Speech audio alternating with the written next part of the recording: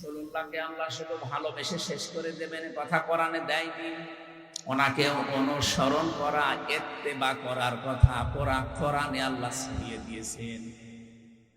قل إن كنتم تحبون الله فاتبعوني يحببكم الله فيغفر لكم ذنوبكم الله غفور رحيم। রব্বুল আলামিন কোরআনে কারিমের এই আয়াতটা আমি যতবার পড়েছি ততবার নতুন নতুন বিষয় আমার মাথার ভেতরে আল্লাহ দিয়েছেন। গতানুগতিক ভাবে বহু কথা আয়াতের আমরা শুনেছি সারা জীবন। হে নবী, আপনি বলুন, যদি আল্লাহকে কেউ ভালোবাসতে চায় সে যেন রাসূলুল্লাহকে ভালোবাসে। এই কথাটা এই জায়গায় নেই, তাহলে আল্লাহ হাব্বুন দিতেন।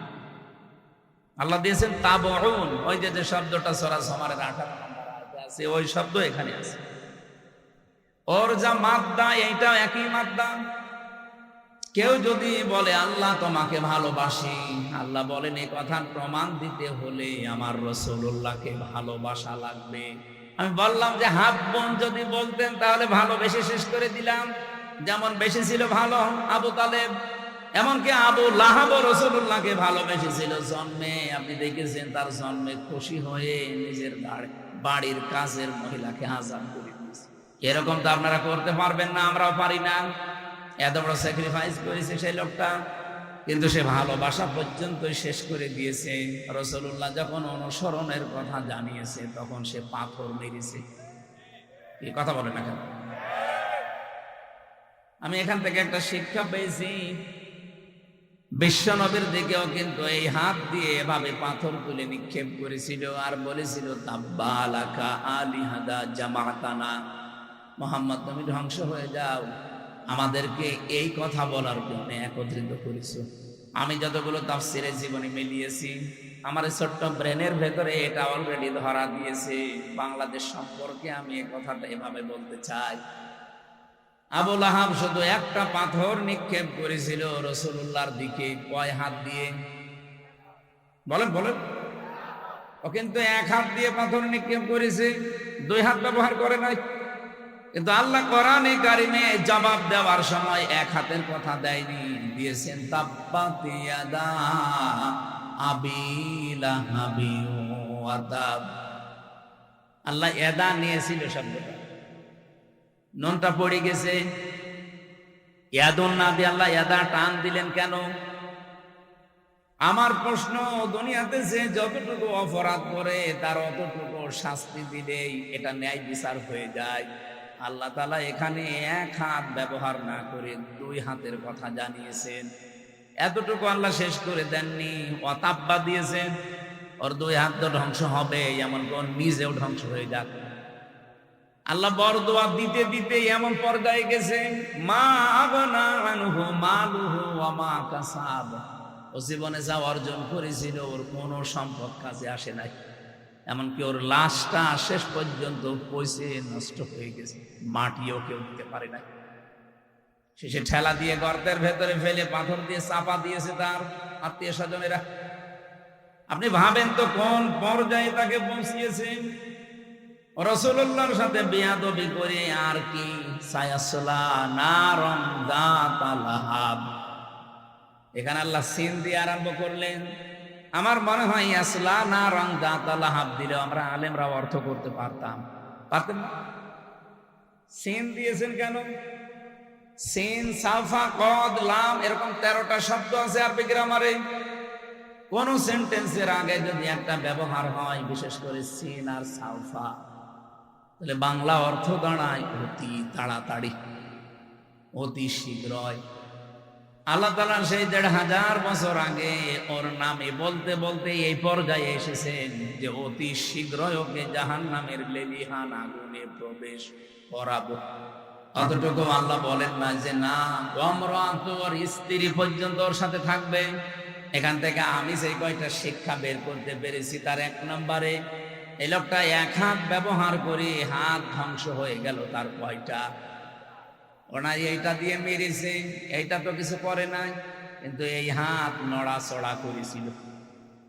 আমি যদি এইটা এখন এখান থেকে অন্তত 20 হাত দূরে নিক্ষেপ করি, এভাবে হাত তো ব্যবহার করছি একটা, আর এইটা নড়াচড়া করবে।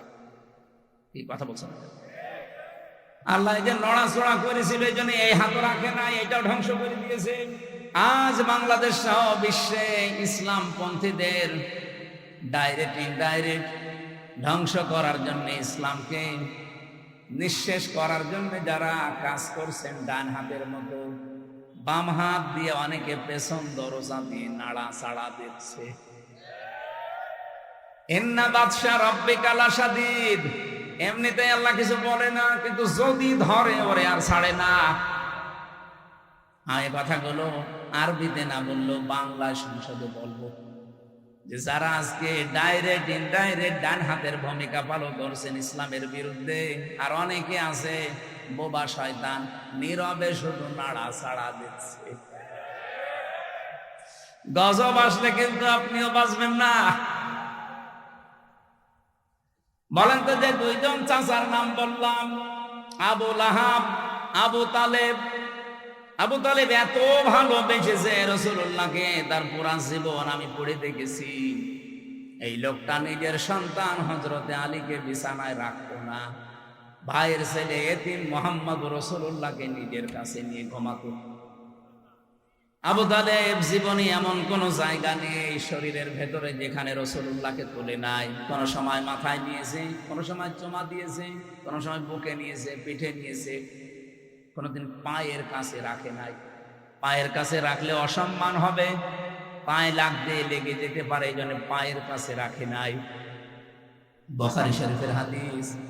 এই লোকটাকে কিয়ামতের দিন আল্লাহ জাহান্নামের 2টা জুতা পরিয়ে দেবে। এ কারণে তার মাথার মগজ পর্যন্ত টকবক করে ফুটতে থাকবে, কিন্তু পুরা শরীরের কোন জায়গায় জাহান্নামের আগুন লাগবে না। একটাই কারণ, পুরা শরীরে রাসূলুল্লাহর শরীর টাচ পেয়েছে, কিন্তু পায়ের সাথে কোনোদিন রাসূলুল্লাহর শরীর লাগে নাই। রব্বুল আলামিন এর জন্য পাটা জাহান্নামের ফিতা লাগিয়ে দেবে, পুরা শরীরটা কিছুই হবে না। এর ভালোবাসা কোন পর্যায়ে ছিল আপনি বলেন? এত ভালোবাসা, এত মহাব্বত দেখিয়েছে রাসূলুল্লাহকে। কিন্তু নবীজি যেদিন ইন্তেকালের সময় বললেন, ইয়া আম্মি আবি তালিব, লা ইলাহা ইল্লাল্লাহ হাজ্জুল লাকা ইনদাল্লাহি ইয়াউমাল কিয়ামাহ, রাহুল বুখারী।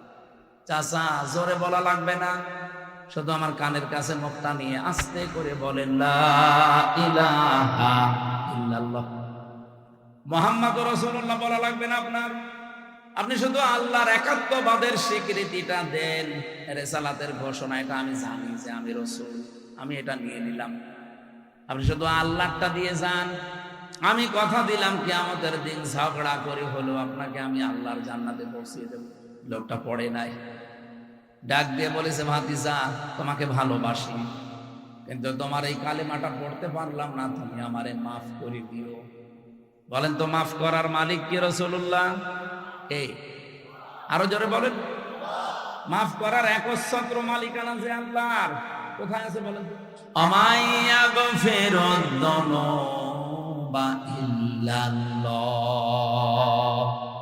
সূরা আলে ইমরানের ভেতরটা মাঝে আছে, রব্বুল আলামিন জানিয়েছেন মাফ করতে পারে গুনাহ শুধুমাত্র আল্লাহ ছাড়া, মাফ করার ক্ষমতা কারো নেই। হ্যাঁ, যদি আপনি হক বলে ইবাদত নষ্ট করেন, এটা আবার আল্লাহর না, এটা বান্দার।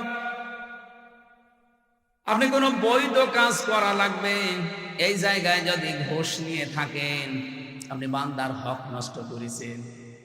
এই হকটা দুনিয়ায় থাকতে হয় ফেরত দিয়ে যাবেন, নাই কিয়ামতের দিন নেকি দিয়ে ফেরত দেওয়া লাগবে, এরপরে মাফ হবে। তো আল্লাহর সাথে যে অধিকারগুলো, এগুলো আল্লাহ মাফ না করলে পৃথিবীর কারো বাবারও ক্ষমতা নেই মাফ করার। এই জন্য আমাইয়াগফিরুদ যুনুবা ইল্লাল্লাহ, জামবুন দাইন, যুনুব বহু বছর, কোন গুনাহ কেউ মাফ করতে পারে না ইল্লাল্লাহ, আল্লাহ ছাড়া।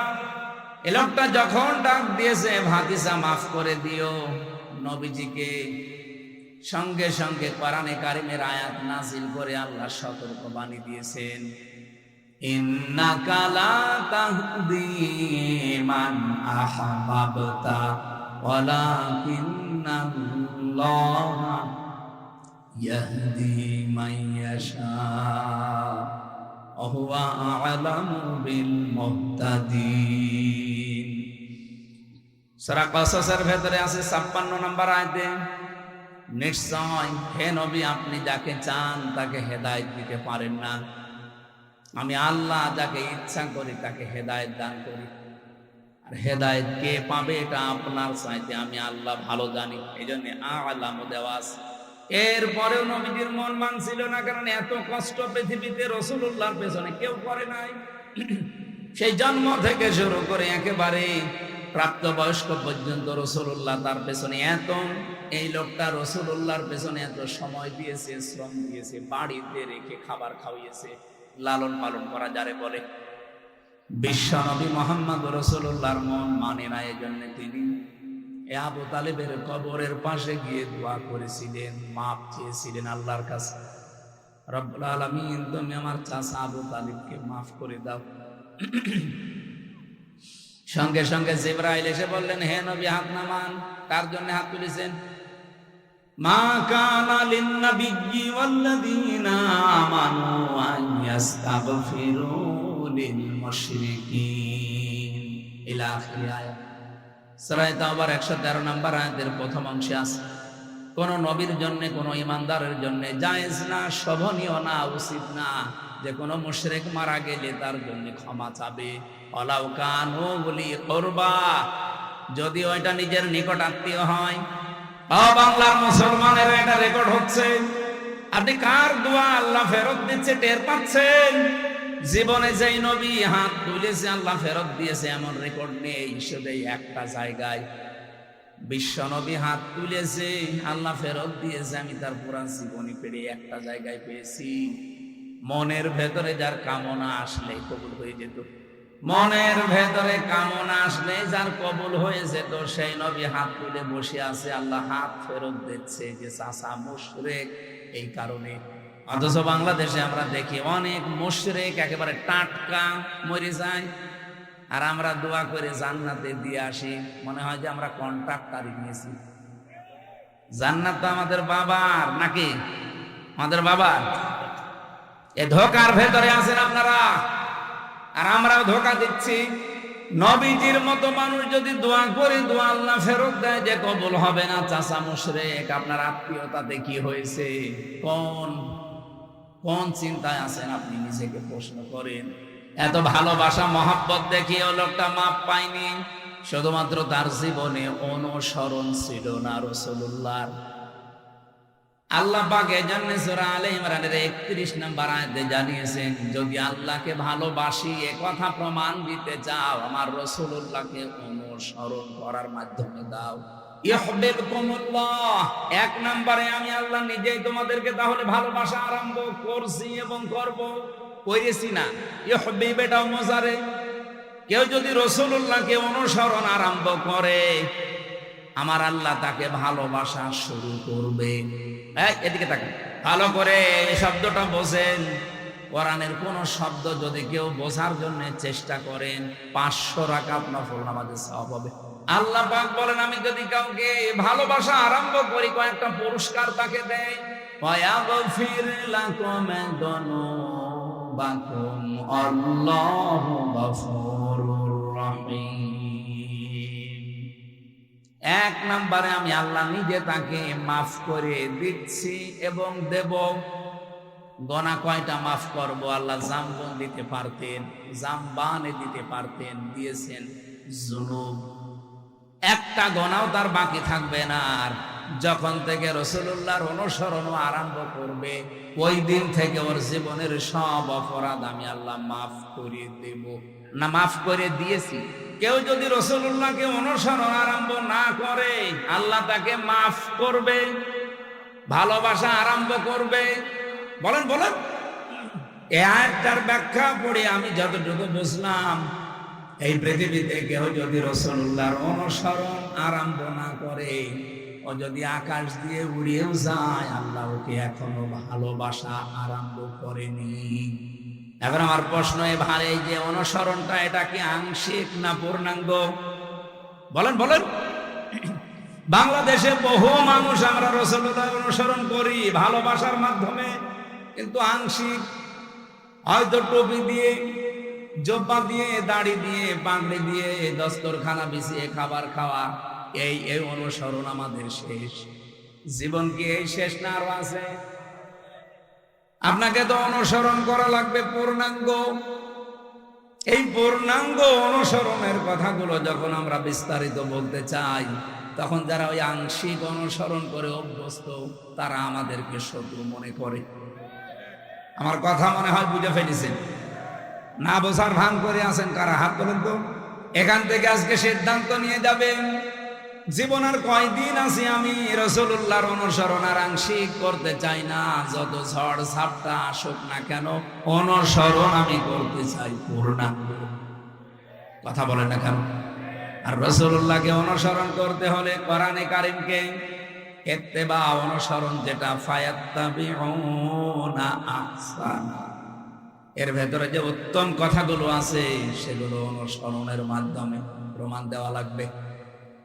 আল্লাহ পাক এই কথা বলে শেষ করেননি, আয়াতটা শেষ করলেন উলাইকাল্লাযীনা হাদাহুমুল্লাহ, এই মানুষগুলোকে আমি আল্লাহ হেদায়েত দিচ্ছি এবং দেব। এখানে ফাইল বা কর্তা সরাসরি আল্লাহ নিজে। রব্বুল আলামিন বলেন আমি নিজে তাদেরকে হেদায়েত দেব। তাহলে আল্লাহর হেদায়েত পাওয়ার একটা শর্ত এখানে পেলাম। কোরআনে এখান থেকে আজকে যা শুনবেন, এটা আজকে থেকে জীবনে অনুসরণ করার সিদ্ধান্ত নিয়ে বাড়ি যাওয়া লাগবে। উলাইকা হুম উলুল আলবাব, তাহলে আল্লাহর দৃষ্টিতে আপনি বুদ্ধিমান, জ্ঞান সম্পন্ন, বুদ্ধিমান বলে বিবেচিত হবেন। আল্লাহ আমাকে সহ প্রত্যেককে আজকের তেলাওয়াতকৃত আয়াত থেকে মূল শিক্ষাগুলো নিয়ে বাড়ি যাওয়ার তৌফিক দেন, বলেন আমিন। দরুদ আর সালাম আমাদের নবী মুহাম্মদ রাসূলুল্লাহ সাল্লাল্লাহু আলাইহি ওয়াসাল্লামের প্রতি। আমি তেলাওয়াত করেছি, আপনাদের অনেকের পরিচিত সূরা লোকমানের 12 নম্বর আয়াত। 34টা আয়াত আছে, 4টা রুকু আছে, মক্কায় নাযিল হয়েছে। একটা মাত্র আয়াতের উপরে আমাদের আজকের কথা হবে ইনশাআল্লাহ। এই পৃথিবীতে যত জ্ঞানী বান্দাদের নাম আমরা শুনেছি, তাদের ভেতরে অন্যতম একজন মানুষ লোকমান। আমি তার জীবনী পড়তে গিয়ে পেয়েছিলাম, ইবনে কাসির বর্ণনা দিচ্ছে এই পৃথিবীতে 3 জন কালো মানুষের নাম পাওয়া যায়। একজন হযরতে ওমরের খাদেম ছিলেন, মাহজা। 2 নম্বরে হযরতে বেলাল রাদিয়াল্লাহু তাআলা আনহু। 3 নম্বরে লোকমান আলাইহিস সালাম। চেহারা এত কালো, আমরা তো বুঝবো কালো বললে কি কাক অথবা হাড়ির তলা অথবা এই যে মাইক্রো, এ তো কি কালো। এর চাইতে হযরতে লোকমান আলাইহিস সালাম আরো কালো ছিলেন। তার ঠোঁট গুলো ছিল ঝুলে যাওয়া, মাথার চুল গুলো ছিল উস্কো খুস্কো, চেহারা ছিল একেবারে বেটে, মানে একেবারে শর্ট। বলেন তো চেহারার যে বর্ণনা এতক্ষণ বললাম, ওনাকে যদি এখন সামনে আনি বারবার দেখতে মনে চাবে। অথচ এই মানুষটার মর্যাদা আল্লাহর কাছে এত বেশি, রব্বুল আলামিন কোরআনে কারীমের 34টা আয়াত সম্বলিত একটা সূরা তার নামে নাজিল করে তাকে চিরন্তন করে দিয়েছে। তাকে চিরন্তন করেছিলেন কোন কোন কারণে?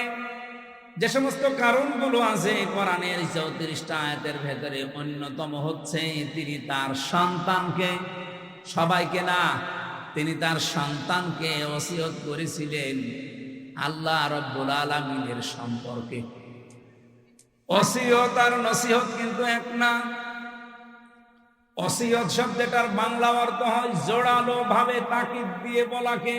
হযরতে লোকমান আল্লাহ পাক বর্ণনা দিয়েছেন, ওয়াইদে ক্বালা লোকমান লিবনিহি ওয়া হুয়া ইয়াইযুহু ইয়া বুনাইয়া লা তুশরিক বিল্লাহ ইন্নাশ শিরকা লাযুলমুন আযীম। স্মরণ করো ওই সময়ের কথা যখন হযরতে লোকমান তার সন্তানকে ডাক দিয়ে বলেছিলেন, হে আমার কলিজার টুকরা সন্তান, লা তুশরিক বিল্লাহ, আল্লাহর সাথে শিরক করা যাবে না। ইন্নাশ শিরকা লাযুলমুন আযীম, অবশ্যই শিরক একটা বড় জুলুম। এটা বড় গুনাহ না, এই জায়গায় বড় জুলুমের কথা বলা হয়। পৃথিবীতে যত জুলুম হতে পারে সব চাইতে বড় জুলুম আল্লাহর দৃষ্টিতে শিরিক করা। এই জন্য পৃথিবীর সব গুনাহ মাফের গ্যারান্টি পাওয়া যায়, কিন্তু শিরিক করলে আল্লাহ ঘোষণায় দিয়েছেন যে মাফ হবে না। এই পৃথিবীতে যত নবীর জীবনী আমি পড়েছি, সব নবীদের কম বেশি হয়তো নসিহত আল্লাহ করেছিলেন, ওহী পাঠিয়েছিলেন, কিন্তু পৃথিবীর 2,24,000 বলেন আর 1,24,000 বলেন, যত নবী আল্লাহ পাঠিয়েছে প্রতিটি নবীকে একটা ওহী সবাইকে জানিয়েছে, সেটা শিরিক করা যাবে না। ওয়ালাকাদ উহিয়া ইলাইকা ওয়া ইলাল্লাযীনা মিন ক্বাবলিকা লাইন আশরাকতা বিল্লাহ ইলা আখিরি আয়াত। লাইন আশরাকতা লা ইয়াহবাতান্না আমালুকা ওয়া লা তাকুনান্না মিনাল খাসিরিন। অবশ্যই হে নবী, আপনাকে আর আপনার পূর্বে যত নবী রাসূল পাঠিয়েছি প্রত্যেককে আমি ওহী করেছিলাম যে শিরিক করা যাবে না। আপনিও যদি শিরিক করেন, লাইন আশরাকতা লা ইয়াহবাতান্না আমালুকা, লামে তাকয়ীদ নুনে সাকিলা, আপনার যত আমল আখলাক আছে, যত কাজ কারবার সব আমি আল্লাহ নষ্ট করে দেব। এখানে ফাইল সরাসরি আল্লাহ নিজে। ওয়ালা তাকুনান্না মিনাল খাসিরিন, আবার আল্লাহ গ্যারান্টি দিয়ে বলেছেন তুমি ক্ষতিগ্রস্ত হয়ে যাবে। বলেন নাউজুবিল্লাহ। নবীকে যদি আল্লাহ এত বড় হুঁশিয়ারি দিতে পারে, আমরা তো তার উম্মত। এই জন্য ভাইরা, আর জীবনে যাই করেন, কোন শিরিক যেন জীবনে না ঢোকে। শিরিকের এক কথাই ব্যাখ্যা হচ্ছে এই, আল্লাহ যেটা পারে ওটা অন্য কেউ পারে, এই কথা বিশ্বাস করার নাম শিরিক। এ বিশ্বাস বাংলাদেশের মানুষের নেই। আরো জোরে বলেন। কত মানুষ হেলায় খেলায় হোক, জেনে হোক না জেনে হোক, বলে ফেলছে যে ক্ষমতায় দেওয়ার মালিকও জনগণ, না মানোর মালিকও জনগণ। এটা যে প্রকাশ্য শিরিক, আপনারা কি বিশ্বাস করেন? শিরিক যে লোকটা করে সে লোকটা মুশরিক। সে লোকটা কি? আরো জোরে বলেন। ইন্নাহু মান ইউশরিক বিল্লাহ ফাকাদ হারামাল্লাহু আলাইহিল জান্নাহ। কোন মানুষ যদি শিরিক করে, আমার আল্লাহ তাকে মাফ করবে না, গ্যারান্টি দিয়ে দিয়েছে, ঘোষণা। তার 1 নাম্বার শাস্তি জাহান্নাম, তার জন্য ওয়াজিব, আর জান্নাত হারাম। ওয়ামালিজ জালিমিনা মিন আনসার, এমনকি তাকে সাহায্যকারীও কাউকে পাওয়া যাবে না। বগুড়াবাসী আমি খুব চিন্তায় থাকি এই শব্দগুলো নিয়ে। বহু মানুষের জীবনে নামাজ, রোজা, হজ, যাকাত, পর্দা এগুলো আমরা পাচ্ছি, কিন্তু শিরিক রন্ধ্রে রন্ধ্রে ঢুকে আমাদের সব আমলগুলো অলরেডি নষ্ট করে ফেলছে। আহ্বান জানাচ্ছি, যাই করেন হিসাব নিকাশ করে, শিরিক যেন জীবনে না ঢোকে আমাদের। হযরত লোকমান তার সন্তানকে টাকা পয়সার সাথে আমার পরে ক্ষমতায় যাওয়া লাগবে কি করে, এইটা তিনি পরিচয় করাননি। হযরত লোকমান তার সন্তানকে পরিচয় করিয়েছিলেন কার সাথে? আরো জোরে বলেন। রব্বুল আলামিন এই উপদেশ বাণীতে, এই ওসিয়তে এত খুশি হয়েছেন। এই ওয়াজটা শোনার পর রব্বুল আলামিন এবার শুধুমাত্র হযরত লোকমানের ছেলেকে না, কিয়ামত পর্যন্ত যত সন্তান দুনিয়ায় আসবে সব সন্তানের জন্য আল্লাহ নিজে এবার ওসিয়ত করলেন, ওয়াসাইনাল ইনসানা বিওয়ালিদাইহি হামালাতুহু উম্মুহু ওয়াহনান আলা ওয়াহন। তাম পৃথিবীর সব মানুষকে, এ মানুষ বলতে শুধু মুসলমান না, হে লোকমান, তুমি তো সন্তানকে টাকা পয়সা কিভাবে কামাই করা লাগবে, কিভাবে ক্ষমতা দখল করা লাগবে, প্রভাব প্রতিপত্তি এলাকায় অর্জন করা লাগবে, এ পরিচয় করাওনি। তুমি পরিচয় করালে আল্লাহর সাথে। আমি আল্লাহ এখন দায়িত্ব নিয়ে তোমার সাথে তোমার সন্তানের পরিচয় করিয়ে দিলাম। শুধুমাত্র তোমাকে না, ওয়াসাইনাল ইনসানা আছে। ইনসান মানে শুধু মুসলমান না, ইনসান মানে মানুষ। বলেন তো, হিন্দু কি মানুষ না? আরো জোরে বলুন। এলাকায় যদি কোনো অন্য ধর্মের ভাইরা বোনেরা থাকেন, কোরআনে কারীম আপনাকে ইঙ্গিত দিয়েছে যে পৃথিবীর সব মানুষের প্রতি আল্লাহর ওসিয়তে। ওসিয়ত মানে কিন্তু জোরালো ভাবে বলা, গুরুত্ব দিয়ে জোর দিয়ে বলা, আমি আল্লাহ জোর দিয়ে তামাম পৃথিবীর সব মানুষকে বললাম, পিতা মাতা যাদের আছে তাদের সাথে ভালো ব্যবহার করা লাগবে। এ ঘোষণা কার? আরো জোরে বলেন।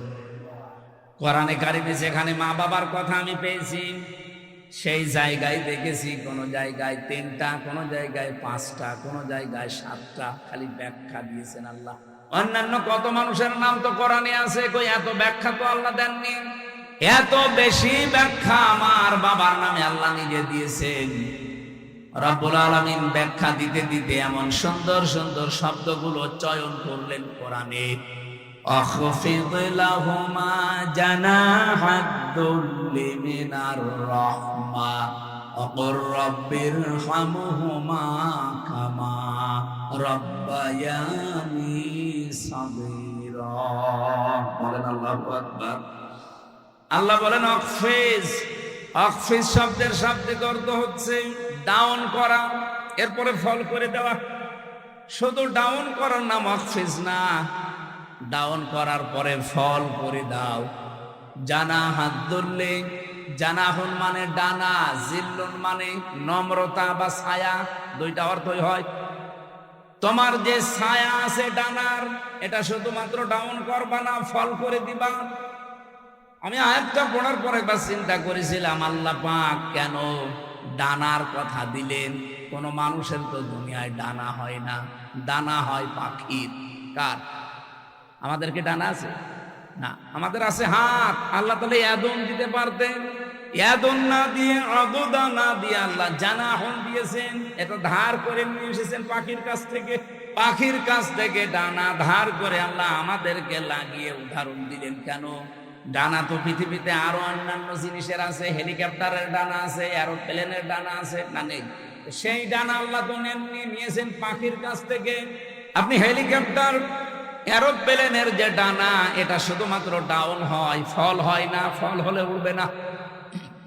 এমনকি এর ভেতরে মোলায়েম কিছু নেই, সব শক্ত মজবুত। আর পাখির যে ডানা, এর ভেতরে পর আছে, পালক, এত সফট, এত কোমল, এত নরম। একটার সাথে একটা যখন লেগে যায়, পাখি যখন তার বাচ্চাদেরকে এই ডানার নিচে একটার সাথে আর একটা পর লাগিয়ে দেয়, তখন বাচ্চাগুলো এই ডানার নিচে একটা কিচির মিচির আওয়াজ দেয়। এটাকে বাংলায় বলা হয় অনির্বচন সুখ। তার মানে বাচ্চাগুলো মাকে বসাতে চায়, মা তুমি যেভাবে আমাদেরকে আগলিয়ে রেখেছো, তোমার ডানাগুলো শুধুমাত্র ডাউন করনি, ডাউন করার পরে ফল করে দিয়েছো। এই জন্য আমরা এমন নিরাপদে আছি যে আমাদেরকে আর অন্তত কোনো শত্রু দেখতে পাচ্ছে না, আমাদের ক্ষতি হওয়ার আর কোনো সম্ভাবনা নেই। আল্লাহ পাক বলেন, পৃথিবীর সন্তানেরা, মার বাবা তোমার জীবদ্দশায় যেন এইটা মনে করে যে আমার সাইফুল্লাহ থাকতে আমার আর কোনো চিন্তা নেই। আমার মনে হয় এরকম কথা মনে করার মতো সন্তান বা বাবা মা অনেক কম। অধিকাংশ পরিবারের সন্তান থাকা এটা আরো ঝামেলা। গতকালকে একটা ভিডিও দেখছিলাম, একটা সন্তানকে তার মা বাবা সম্পদ দিয়ে যায়নি, এই জন্য বাবার কবর ভেঙে দিচ্ছে। এটা দেখেন গায়বান্ধা। এক সাহাবী এসে বলেছিল, হে রাসূল, আমার বাবা আমাকে কিছু দেয়নি, আমি কি করব? বিশ্ব নবী বলেন, কিছু যদি না দেয়, ছোটবেলায় যা দিয়েছে কিয়ামত পর্যন্ত হায়াত পেয়েও সেটা শোধ দিতে পারবা না। বাবা যা বলে ওইটাই ফাইনাল, যদি আল্লাহ রাসূলের বিরুদ্ধে না যায়। যেই ছেলেটাই যে মা বাবার কবর ভেঙে দিচ্ছে, টাকা পয়সা হয়তো জমি জায়গা তাকে দেয়নি, বুঝে করুক না বুঝে করুক, আমি শুধু ওর একা দোষ দেইনি, এই দোষটা ওর বাবারও আছে। কারণ যেই শিক্ষাটা দিলে সন্তানে আচরণ করবে না, সেই শিক্ষা ওর বাবা ওকে দেয়নি। যেই শিক্ষা দিলে আল্লাহর পরে মার বাবার স্থান এটা জানা যায়, ওই রকম শিক্ষাগুলোই মনে হয় আপনাদের এলাকায় বিভিন্ন জায়গায় সাইফুল্লাহ ভাই বলছিলেন প্রায় 17টা কয়টা বক্তব্য চালু আছে। এইরকম সন্তানগুলো যে সমস্ত এলাকায় আছে, এই 13টা 15টা 20টা করে যদি সব উদ্যোগ নিয়ে যে শিক্ষা পেলে আপনার কবর ভাঙবে না, আরো কবরের পাশে দাঁড়িয়ে দোয়া করবে, এইরকম আব্দুল হাই সাইফুল্লাহর মতো সন্তান আমরা তৈরি করতে চাই। আল্লাহ পাক প্রতিটি জেলায় প্রতিটি এলাকায় এরকম মানুষ যেন তৈরি করে দেন, বলেন আমিন।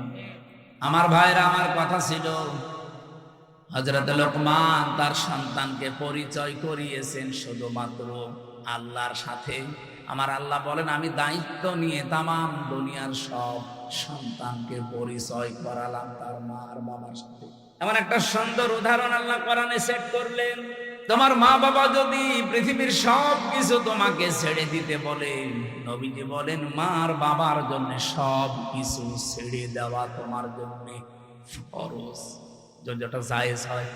এখানে একটা মাসলা আছে, যেহেতু আলেমরা বসে আছেন, মায়ের কথা শুনে কিন্তু স্ত্রীকে তালাক দেওয়া জায়েজ নেই। এত সম্মান যে মায়ের, এত সম্মান যে বাবা, আপনি মায়ের কথা মতো স্ত্রীকে তালাক দিতে পারবেন না, কিন্তু বাবার কথা মতো পারা যাবে। কারণ বউ আর শাশুড়ির ভেতরে যে সম্পর্কটা মার মেয়ের মতো হওয়া দরকার, এটা 100টার 98টা পরিবারে আজ বাংলাদেশে নেই। এই কথা বলে না, এ ওর দোষ ধরে, ও এর দোষ ধরে, অথচ ওইটা যদি ওনার নিজের মেয়ে হতো কোনোদিন ওইভাবে ভুল ধরতো না, আর ওইটা যদি ওর নিজের মা হতো কোনোদিন দোষ ধরতো না। আল্লাহ ভালো জানে যে দুইজনের ভেতরে মিল হয় না, হচ্ছে না, এই জন্য মায়ের কথা মতো হুট করে আপনি বউ তালাক দিতে পারবেন না। বাবার কথা মতো যদি ওটা জায়েজ পর্যায়ে যায়, তাহলে বউ বাদ দেওয়া জায়েজ আছে। আমার ভাইরা, আমি একটা বাস্তব কথা বলছি।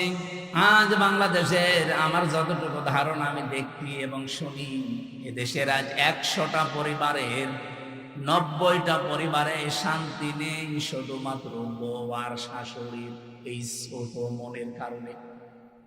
আমরা আহ্বান জানাবো, মেয়েরা যারা এসেছেন, আপনাদের মনটা আপনারা উদার করবেন। কয়দিন থাকবেন দুনিয়াতে? এই ছোট্ট দুনিয়ার ফেরেবে পড়ে যদি বিশাল আখেরাত আপনি পরিবারেই নষ্ট করে ফেলেন, আপনার মতো কি বলবো আহাম্মক আর কেউ নেই। প্রত্যেককে আহ্বান জানাচ্ছি, নিজের মায়ের মতো মনে করে চলেন। নিজের মাও তো কত দোষ করে, ভুল করে, আপনি সবই সহ্য করে নিন, মাফ করে দেন। নিজের মেয়েও তো কত ভুল করে, না জানলে শিখিয়ে দেন। শাশুড়িগুলো যদি এই পর্যায়ে তৈরি হয়, আর পুত্রবধূগুলো যদি মেয়ের মতো তৈরি হয়, বাংলাদেশের পরিবারে স্বামীদের হাড়ের রোগ হবে না। বিয়ে করেনি তো হাসতেছে, বিয়ে করলে টের পেয়ে। বিয়ে যারা করে না, ওরা ওষুধ এখনো পায়নি। আমি তো যতটুকু দেখছি, হাজারো পরিবারে আজ আমরা পুরুষ মানুষ যারা হাড়ের রোগী, এই বউ আর শাশুড়ির এই ছোট মনের কারণে। এই এলাকায় মনে হয় এরকম মহিলা নেই। সম্মানিত মা বোনেরা, শুধু নামাজ পড়া, রোজা রাখার, কালো বোরকা পরা ইবাদত না, শাশুড়ির সাথে মায়ের মতো আচরণ করাও ইবাদত। পুত্রবধূর সাথে নিজের মেয়ের মতো আচরণ করাও এটা ইবাদত। আপনি কিন্তু জালেম হয়ে মরবেন। এই শাশুড়ি যারা কিছু হলে শুধু ছেলের কানে কানে তুলে দেয়, এটা তাল লাগায়, এর কারণে ছেলেটারও তার বউকে দেখতে পারে না, পরিবারে অশান্তি হয়, মেয়েটা অশান্তিতে থাকে। এই শাশুড়ি এরকম মন যাদের আছে, এরকম আচরণ যারা করে, আপনি কিন্তু জালেম হয়ে মরবেন। আমি কোরআনে কারিমের এই যে ব্যাখ্যামূলক আয়াতগুলো যখন পড়ি, আমার মনে হয় আল্লাহ তুমি কি বললে আর আমাদের পরিবারে কি চলছে। মায়ের কষ্টের কথাগুলো আল্লাহ আয়াতের পরবর্তীতে তুলে ধরেছেন। হামালাতুহু উম্মুহু ওয়াহানান আলা ওয়াহনিন ওয়া ফিসালুহু ফি আমাইনি আনিশকুর লি ওয়া লিওয়ালিদাইকা ইলাইয়াল মাসির। আল্লাহ বলেন, এত কষ্ট করে মা তোমাকে পেটে বহন করে। আমি এই হামালাতুহু উম্মুহু ওয়াহানানের ব্যাখ্যা পড়েছি। একটা মা পৃথিবীর জমিনে একটা সন্তানকে ডেলিভারি দেওয়ার সময় 57 ইউনিট কষ্ট সহ্য করে। বিজ্ঞানী আয়াতের ব্যাখ্যা করতে গিয়ে জানিয়েছে, এই পৃথিবীর যত শক্তিশালী মানুষ হোক, এমনকি যদি ডোনাল্ড ট্রাম্প হয়, ও সর্বোচ্চ 47 না 45 ইউনিট কষ্ট সহ্য করতে পারবে। 45 ইউনিটের বেশি কষ্ট দিলে ডোনাল্ড ট্রাম্প মরে যাবে। কিন্তু একটা মা আপনাকে আমাকে পৃথিবীর এই মুখ দেখাতে গিয়ে ডেলিভারির সময় 57 ইউনিট কষ্ট সহ্য অলরেডি করেছে। এই কষ্ট সহ্য করার সময় সে সিদ্ধান্ত নিয়ে ফেলেছিল যে এই পৃথিবীতে যদি এই আমির হামজা, এ গোলাম রব্বানি, এ আকরাম এ সুন্দরভাবে খালাস হয়ে যায় তাহলে জীবনে আর স্বামীর কাছে যাব না। কিন্তু আমির হামজা যখন দুনিয়ায় আসে, আকরাম যখন দুনিয়ায় এসে যায়, আকরামের হামজার চেহারা দেখার পরে এই যে কষ্টটা 10 মাস 10 দিনের ডেলিভারির, আল্লাহ বলেন সব আমি মুছে ফেলে দেই। আমরা যারা সন্তান আছি আমাদেরকে যেহেতু পরিচয় আল্লাহ করিয়ে দিচ্ছেন মা আর বাবার সাথে, এই পৃথিবীতে আমরা জানি আল্লাহ পাক বাদে কারো আইন মানা জায়েজ। ওয়াকাদা রাব্বুকা আল্লা তা'বুদু ইল্লা ইয়্যাহু ওয়া বিল ওয়ালিদাইনি ইহসানা। আল্লাহর আইন মানা কি? সবাই বলেন। আর মা বাবার আইন মানা, মা বাবার আইন মানা ফরজ না। ওয়া বিল ওয়ালিদাইনি ইহসানা, মা বাবার সেবা করা ফরজ। আর যার মা বাবা তার সেবা করা ফরজ। কথা বোঝা গেছে? যার মা বাবা, সে নারী হোক আর পুরুষ হোক, তার সেবা করা ফরজ। অন্য কেউ যদি না করে তার গুনাহ হবে না, হ্যাঁ সে যদি দায়িত্ব পালন করে তাহলে তার সওয়াব হবে। অনেক শ্বশুর আছে, শাশুড়ি আছে, আন্দাজে মন খারাপ করে, হ্যাঁ ইসলামী মাইন্ডের পরিবার থেকে বৌমা নিয়ে আসলাম, আমার খেদমত করে না। আরে বৌমা আপনার খেদমত করবে কোথায় পেয়েছেন আপনি? আপনার খেদমত যদি করা দায়িত্ব হয়ে থাকে, ফরজ হয়ে থাকে, এটা আপনার সন্তানের।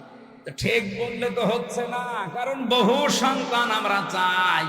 আমি আছি, রব্বানি আছে, আব্দুল হাই আছে, হাজারো সন্তান আমরা চাই আমার মা বাবার যে সম্মান, আমরা তো জানি তাদের সেবা করা, তাদের খেদমত করা। কিন্তু অধিকাংশ পরিবারে আমরা পারি না আমাদের বউর কারণে। এটা তো রেকর্ড হচ্ছে, আমার ম্যাডাম মনে হয় শুনবে, শুনুক, আমার আর কোনো ভয় নেই। এখন আমরা এমপি তো ভয়। আমি চাই তারাও যেন অন্তত এটা মেনে নিতে পারে। আমরা অধিকাংশ মানুষ আজ হার্টের রোগী হয়ে যাচ্ছি, হার্ট অ্যাটাক করে মানুষ মরতেছে। মির্জা আব্বাস এখন আছে, কি হবে আল্লাহ জানে, মরি যেন না যায়। অন্তত জীবনের একটা আশা যে মাননীয় স্পিকার এ কথা বলবো। এখন তো সিঙ্গাপুরে যে অবস্থা, যদি মরে যায় ওখানে তো আবার সে পাটোয়ারি সেজে আসতে পারে। বগুড়াবাসী, এবার আমি যে কথা তুলতে চেয়েছিলাম, আমার 8টা পয়েন্টের উপর আজকে আলোচনা আমি নোট করেছি। রব্বুল আলামিন যে 3 জন কালো মানুষের নাম বললাম তাফসীরে, এটা মারিফুল কোরআনে পাবেন। এই 3 জন কালো মানুষের ভেতরে হযরতে লোকমান একজন। আল্লাহ পাক বলেন আমি আল্লাহ তার মর্যাদা এত বেশি বাড়িয়েছি কেন জানো? ওয়ালাকাদ আতাইনা লোকমানাল হিকমাতা, অবশ্যই আমি লোকমানকে জ্ঞান দিয়েছিলাম, হিকমত দিয়েছিলাম, আর তাকে এই কথা বলে দিয়েছিলাম আনিশকুরলি ওয়ামা ইয়াশকুর ফাইন্নামা ইয়াশকুরু লিনাফসি, আনিশকুর লিল্লাহ, যে আমি আল্লাহর শুকরিয়া আদায় করো, কৃতজ্ঞ হও। যে ব্যক্তি আল্লাহর শুকরিয়া আদায় করে সে যেন নিজের জন্যই করে। ওমান কাফারা ফাইন্নাল্লাহা গনিয়্যুন হামিদ, কোন মানুষ যদি পৃথিবীতে আল্লাহর শুকরিয়া আদায় না করে, কুফরি করে, অকৃতজ্ঞ হয়ে যায়, সে যেন মনে রাখে আমার আল্লাহ মুকাফেকিহীন, প্রশংসিত। এটা আমরা তেলাওয়াতকৃত আয়াতের বাংলা অর্থ ছিল। এবার আমি যে আয়াত থেকে যা পেয়েছি এগুলো ডেলিভারি দিতে চাই। হযরতে লোকমান বলেন ইন্নী খাদামতু, অবশ্যই আমি খেদমত করেছি, আলাফ আরবাআতা আলাফিম মিনাল আম্বিয়া, এই পৃথিবীতে 4000 নবীর খেদমত আমি করেছি। দেখো ভালো করে শুনবে, 4000 নবীর আমি খেদমত করেছি। ওয়া হাসালতু মিনহুম, তাদের কাছে আমি হাসিল করেছি, পেয়েছি এই 4000 নবীর খেদমত করতে গিয়ে সামানিয়াতা আশিয়া, 8টা জিনিস আমি তাদের কাছে পেয়েছি। তাহলে আজকের যে ওয়াজটা, এটা 1টা 2টা 3টা নবীর না, 4000 নবীর খেদমত করে তাদের কাছে হাসিল করা জিনিস। হযরত লোকমান বলেন আমি 4000 নবীর খেদমত করেছি, তাদের কাছে যা যা পেয়েছি তার মধ্যে 8টা জিনিস আমার কাছে অন্যতম। 8টা জিনিস আমি চাই পৃথিবী যতদিন থাকবে মানুষেরা এই 8টা জিনিস যেন অর্জন করে। বলেন সুবহানাল্লাহ। আমি আপনাদেরকে আমি সহ প্রত্যেকে যেন অর্জন করতে পারি। 1 নম্বরে 8টা শিক্ষার ভেতরে আমি পেয়েছি নবীদের কাছ থেকে যে নামাজের ভেতরে মন তৈরি করা লাগবে। কিসের ভেতরে? প্রশ্ন আসতে পারে, সব নবীর না জামানায় কি নামাজ ছিল? হ্যাঁ, হযরতে আদম আলাইহিস সালাম থেকে শুরু করে মুহাম্মদ রাসূলুল্লাহ পর্যন্ত যত নবী আল্লাহ দুনিয়াতে পাঠিয়েছেন প্রত্যেক নবীকে আল্লাহ পাক কম বেশি সেজদার হুকুম দিয়েছিলেন। হ্যাঁ, তাদের হয়তো এভাবে 5 ওয়াক্ত ছিল না, তো সেজদা দেওয়ার নিয়ম ছিল, কারণ সেজদা ছাড়া কেউ আল্লাহর নিকটবর্তী হতে পারে না। আসজুদ ওয়াক্তারিব, সেজদা দাও, আল্লাহর নিকটবর্তী হয়ে যাও। আদম আলাইহিস সালাম তাওবা করার মাধ্যমে উনি যে ফজরের 2 রাকাত নামাজ স্বামী আর স্ত্রী মিলে আরাফাতের ময়দানে পড়েছিলেন, আমরা তাফসিরের কিতাব থেকে হাদিস থেকে যেটা পেয়েছি, রব্বুল আলামিন আদমের প্রতি 350 বছর পরে এত খুশি হয়েছিলেন এই 2 রাকাত নামাজের সেজদায়। কিয়ামত পর্যন্ত উম্মতে মুহাম্মদী যারা আসবে তাদেরকে আল্লাহ এই 2 রাকাত নামাজ ফরজ করে দিয়েছে। ওই দিন হযরত আদম আলাইহিস সালাম যে দোয়া করেছিলেন, এই দোয়াটা আল্লাহর কাছে এত বেশি পছন্দনীয়, এত বেশি ভালো লেগেছে, আল্লাহ ডাক দিয়ে বলেছিলেন, আদম, কিয়ামত পর্যন্ত তোমার সন্তানাদি যারা আসবে তারাও যদি কোনো ভুল করে অপরাধ করে এই দোয়াটা পড়ে, আমি আল্লাহ তোমার মতো সন্তানদেরকেও মাফ করে দেব। আদমের সন্তান আমরা যারা জবান খুলে পড়েন, রব্বানা যালামনা আনফুসানা ওয়া ইন লাম তাগফির লানা ওয়া তারহামনা লানাকুনান্না মিনাল খাসিরিন। ফজরের নামাজের যে 2 রাকাত, এটা আদম আলাইহিস সালাম থেকে পাওয়া। জোহরের নামাজের যে 4 রাকাত হযরত ইব্রাহিম আলাইহিস সালাম থেকে পাওয়া। আসরের নামাজের যে 4 রাকাত হযরত উসাইর আলাইহিস সালাম থেকে পাওয়া। মাগরিবের নামাজ যে 3 রাকাত হযরত আইয়ুব আলাইহিস সালাম থেকে পাওয়া। এশার নামাজ যে 4 রাকাত, এটা হযরত আয়েশার কারণে স্পেশাল ভাবে আল্লাহ মুহাম্মদুর রাসূলুল্লাহকে দিয়েছে। রব্বুল আলামিন বলেন, হযরত লোকমান, তাকে আমি আল্লাহ জ্ঞান দিয়েছিলাম, হিকমা দান করেছিলাম। এই জ্ঞান পাওয়ার পরে তার প্রথম কাজ হয়েছে সে শুকরিয়া আদায় করেছে আল্লাহর। তাহলে এখান থেকে কয়েকটা শিক্ষা পাওয়া যায়। জ্ঞান যারা পাবে, জ্ঞানী তো আল্লাহর দৃষ্টিতে তারা যারা আল্লাহর কাছে নত হবে, নম্র হবে, শুকরিয়া আদায় করবে আল্লাহর নিয়ামতগুলো। তা আমাদের আচরণটা পুরা উল্টা। একটা ভিডিও দেখছিলাম আজকে আসার সময়, নৌকা নিয়ে পার হয়ে যাচ্ছে একজন, 2 জন শিক্ষিত মানুষ, মাঝিকে নৌকা যখন একেবারে নদীর মাঝে অনেক সুন্দর সুন্দর কথা শোনাচ্ছে, মাঝি তুমি আমাদের বাবা, তুমি আমাদের দাদা, বাবা দাদা খালু যা বলার সব বলছে, যে শুধুমাত্র নদীটা আস্তে আস্তে পার করো। এ কথাগুলো শুনতে শুনতে বেশ নদীটা পার করে যে ডাঙ্গায় তুলে দিয়েছে। ডাঙ্গায় নামার পরে এমন গালিগালাজ আরম্ভ করেছে। আমার এই উদাহরণটা ভিডিওতে দেখার পরে মনে হচ্ছিল বাংলাদেশে আজ অনেকেই এই আচরণ করছে। 18 মাসেও যাদের আচরণ ছিল একরকম, দেখেন 18 মাস পরে নির্বাচিত হয়ে তাদের আচরণ ঠিক ওই 2 ভদ্রলোকের মতো হয়ে গেছে। এতদিন যাদেরকে বাপ বলতো, দাদা বলতো, খালু বলতো, এখন তাদেরকে শালা বলছে। এমনকি বৈধ জিনিস পর্যন্ত তারা মানতে চাচ্ছে না। তার মানে ক্ষমতায় না থাকলে মানুষ যতটুকু নম্র হয়, ভদ্র হয়, কৃতজ্ঞতা আদায় করে, ক্ষমতা পেয়ে অনেক মানুষ অহংকারী হয়ে যায়। হযরত লোকমান এইটা হননি। অনেক জ্ঞান পাওয়ার পর, এটা যেতে আল্লাহর একটা নিয়ামত, এই পৃথিবীর শ্রেষ্ঠ নিয়ামতের ভেতরে, এটা পাওয়ার পরে তিনি শুকরিয়া আদায় করেছিলেন, কৃতজ্ঞতা আদায় করেছিলেন, কৃতজ্ঞ হয়েছিলেন আল্লাহর কাছে। রব্বুল আলামিন বলেন, লাকাদ আতাইনা দাউদা ওয়া সুলাইমানা ইলমা। অবশ্যই আমি দাউদ আর সুলাইমানকে জ্ঞান দিয়েছিলাম। অকল আলহামদুলিল্লাহিল্লাযী ফাদ্দালানা আলা কাসীরিন মিন ইবাদিহিল মুমিনিন। তারা দুইজনেই এই জ্ঞান পেয়ে কি করেছিল জানো? অকল আলহামদুলিল্লাহিল্লাযী ফাদ্দালানা। তারা দুইজনে শুকরিয়া আদায় করেছে ওই আল্লাহর। ওনারা বলছে ওই আল্লাহর শুকরিয়া আদায় করেছি আমরা, যিনি আমাদেরকে জ্ঞান দিয়েছেন, আমাদের মর্যাদা দিয়েছেন।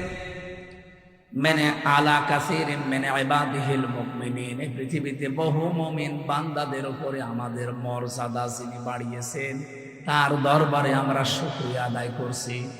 জ্ঞান পাওয়ার পরে জ্ঞানী মানুষদের আচরণ হওয়া দরকার। তারা নত হবে আল্লাহর দরবারে, দরবারে ইলাহিতে তারা আরো নম্র হবে, ভদ্র হবে, মাথা নত করবে। আর আমাদের মুসলমান আমরা দাবি করে দেখছি আমাদেরটা পুরা উল্টা। লোকমান আলাইহিস সালাম 4000 নবীদের কাছে যেই কথাগুলো শিক্ষা পেয়েছিলেন, তার 1 নম্বরে বলেন যে সেজদা দেওয়া লাগবে, জীবনী নামাজ, এটা যেন কেউ না ছাড়েন। প্রত্যেক নবী যেহেতু এটা পেয়েছিলেন। 2 নম্বরে তিনি বলেন আমি এই শিক্ষাটা নবীদের কাছ থেকে পেয়েছি, যদি কেউ কারো বাড়িতে প্রবেশ করেন সে যেন উকি ঝুঁকি না দেয়। আজ আমাদের সামাজিক জীবনে এটা আছে না নেই? বেশ ভালো মানুষ মনে হয়, বাড়িতেও ঢোকে, সালাম দিয়েই ঢোকে, ঢোকার পরে শয়তান তারে দখল করে নেয়, বাড়ির ভেতরে শুধু এদিকে ওদিকে উকি ঝুঁকি দেয়। উনি বলেন 4000 নবীর খেদমত করে আমি এইটা পেয়েছি যে কারো বাড়িতে ঢুকলে উকি ঝুঁকি দেওয়া যাবে। কথা বুঝেছেন? অনেক মানুষ চালাকি করে, আমি দেখি বাড়িতে, বাড়ির বাইরে দাঁড়িয়ে সালাম দেয়, আসসালামু আলাইকুম। এটা দেওয়ার পরে জিজ্ঞাসা করে, করতে করতে বাড়ির ভেতরে প্রবেশ করে সব দেখা শেষ। না, এই চালাকি করা যাবে না, কোরআনের নিষেধ। ইয়া আইয়ুহাল্লাযীনা আমানু লা তাদখুলু বুয়ুতান গায়রা বুয়ুতিকুম হাত্তা তাস্তানিসু ওয়া তুসাল্লিমু আলা আহলিহা। রব্বুল আলামিন বলেন, হে নবী, ইমানদারদেরকে বলেন নিজের ঘর হোক আর অন্যের ঘর হোক, সালাম দেওয়া অনুমতি ছাড়া কারো বাড়িতে যাওয়া, এটা আমাদের আর সামাজিক জীবনে আছে। বলেন বলেন, এটা আল্লাহ যেন আমাদের মেনে চলার তৌফিক দেন, বলেন আমিন। এটা অনেকেই হেলায় খেলায় নষ্ট করে, আমলটা করতে চায় না। না, এটা কোনো অনেক গুরুত্বপূর্ণ বিষয়। কোরআনে আল্লাহ যেহেতু দিয়েছেন, বহু মানুষ এই ছোট্ট আমলটার ভেতরে, এরপরে আমি কিছু আয়াতের ব্যাখ্যা পড়ে তাফসিরে দেখেছি। আজ যারা নিজেদের স্ত্রীকে প্রথম 1 বছর, 1.5 বছর, 2 বছর ভালো লাগে, কিন্তু এরপরেই দেখি সংসার আর টেকে না, নিজের বউর চাইতে অন্যের বউ দেখলেই কেমন যেন ভালো লাগে। এই রোগ দেশে আছে না নেই বলেন তো? প্রথম কিন্তু ভালোই লাগে। কালকেও একটা বিচার এসেছিল আমার কাছে, প্রায় রাত 10:30 পর্যন্ত এটার বিচার আমি করেছি। একজন মাওলানা, আমি নাম নিলাম না, উনি এসে ওনার স্ত্রী সহ 2 জনই এসেছেন। স্ত্রীর অভিযোগ হচ্ছে যে এমপি সাহেব, এ স্বামী আমার প্রথম বিয়ের 3 মাস, 4 মাস, 6 মাস, 1 বছর খুব ভালোবেসেছে, কিন্তু এখন যেন আমার দিকে ওর আর মন নেই। মাওলানা আমারে আস্তে করে বলছে যে হ্যাঁ, আসলে তো কথা একেবারে মিথ্যা না, প্রথম ভালোই লাগতো, কিন্তু এখন আমার অন্যের বউ দেখলে ভালো লাগে, আমার তার ভালো লাগে না। বললাম এটা একটা রোগ, এ রোগের ঔষধ আছে না নেই? বলেন বলেন। قل للمؤمنين يغضوا من أبصارهم ويحفظوا فروجهم ذلك أزكى لهم إلى آخر آية। হে নবী, মুমিন পুরুষদেরকে বলেন তারা যদি এই 2টা ঔষধ খেতে পারে, 1 নম্বরে আপনি চক্ষুকে নিম্নগামী করবেন, 2 নম্বরে লজ্জা স্থানের হেফাজত করবেন। বহু ডাক আসবে, বহু ষড়যন্ত্র চক্রান্ত শয়তান পিছিয়ে রাখবে। এই 2টা ঔষধ যদি কেউ মাত্র 1টা মাস একটু পালন করতে পারেন, আল্লাহর কসম আমি এই আয়াতের বিশ্বাস নিয়ে বলছি, আপনার নিজের বউ ভালো লাগবে, অন্যের বউ তখন আপনার কাছে খারাপ লাগবে। 1টা মাস একটু করে দেখেন, চক্ষুকে নিম্নগামী করবেন, যেটা দেখা যায় না ওইটা দেখবেন না, আর নিজের লজ্জা স্থানটা একটু বাঁচিয়ে রাখেন। 1 মাস 6 মাস 1 বছর না, 1 মাস যদি এভাবে একটু কন্টিনিউয়াস করা যায়, আল্লাহর সাহায্য আসবে। তখন আর এই হাজারো পরিবারে যে সংসার আজ ভেঙে যাচ্ছে এইটাও বন্ধ হবে। এখানে যারা এরকম রোগী আমরা আছি, আমরা যেন রোগ মুক্ত হতে পারি, আল্লাহ তৌফিক দেন, বলেন আমিন। সত্যি করে বলেন তো, এরকম রোগ আছে কার? কোন এলাকায় ওয়াজ করতে আসলাম তো?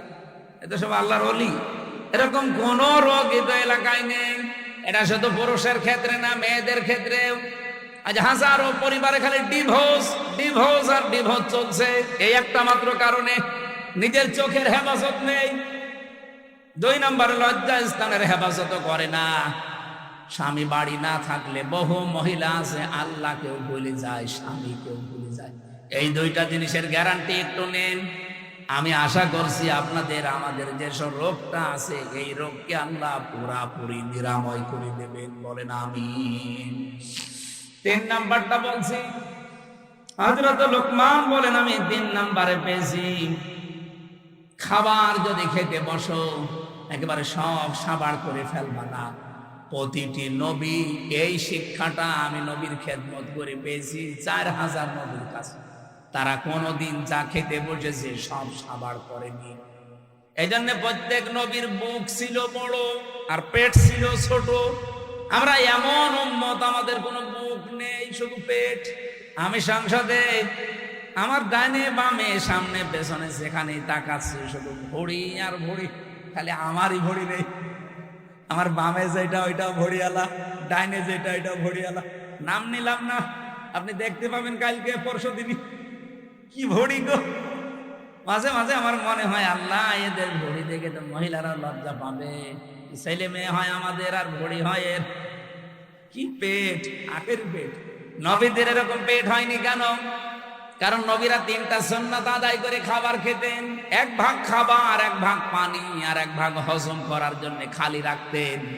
এই জন্য নবীদের পেট বড় হয়নি, বড় হয়েছে বুক। তাদের এই বুক বড় হওয়ার কারণে তারা জালেমদের সামনে মাথা নত করে নাই, সত্য বলতে ভয় পায় নাই। কথা বলছেন না কেন? আজ বাংলাদেশে আমাদের যদি সত্যি বুক থাকতো, আমি যেমন টার্গেট নিয়েছিলাম সংসদে, আমি যদি নির্বাচিত হতে পারি 100 দিনের ভেতরে আমি কুষ্টিয়ার সদর আসনে অন্তত 100 দিনের ভেতরে যতগুলো অফিস আদালত আছে সবগুলো জনবান্ধব করে তুলব। আর এটা করতে গেলে আমি নিজেও জানতাম যে অনেকের মন পাওয়া যাবে না, কারণ যত বড় অফিসার সে তত বড় মুডে থাকে। সবাই চায় যে আমারে সবাই জি হুজুর জি হুজুর, স্যার স্যার, এটা করতে থাক।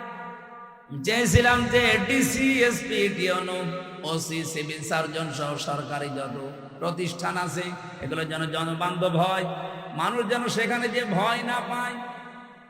এই ভয় দূর করার জন্য খালি বারবার এখানে মানুষের সম্পৃক্ততা বাড়ানোর চেষ্টা করলাম। যে কয়টা জিনিসে হাত দিলাম দেখি না শত্রু হয়ে গেছে।